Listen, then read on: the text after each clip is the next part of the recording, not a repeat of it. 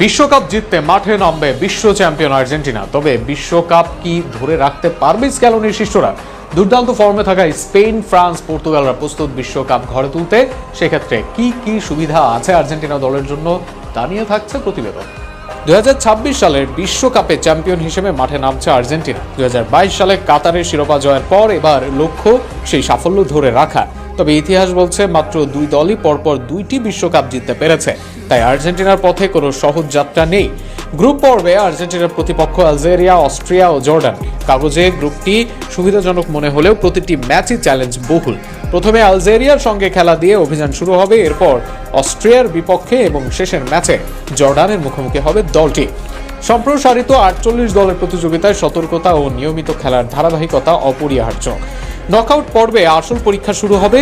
Group শীর্ষে শেষ করলে আর্জেন্টিনা হতে পারে গ্রুপ এইচ এর রানার আপের সঙ্গে খেলা, যেখানে স্পেন ও উরুগুয়ে রয়েছে। অন্যদিকে দ্বিতীয় বা তৃতীয় স্থানে থাকলে আরো শক্তিশালী প্রতিদ্বন্দ্বীর মুখোমুখি হতে হবে, যেমন পর্তুগাল, ইংল্যান্ড, বেলজিয়াম, যুক্তরাষ্ট্র বা কলম্বিয়া। এছাড়াও আর্জেন্টিনার বড় বাধা হবে তাদের নিজেদের দলের ইনজুরি সমস্যা। তাছাড়া এখনো পর্যন্ত প্রয়োজনে ফুলব্যাক নেই দলটির। সবকিছু মিলে গ্রুপ পর্যায়ে সহজ মনে হলেও নকআউটে প্রতিটি ম্যাচই কঠিন হতে যাচ্ছে মেসিদের। তবে স্ক্যালোনির শিষ্যদের সেরাটা দিতে পারলে এবারও শিরোপা জেতা কঠিন হবে না মেসিদের।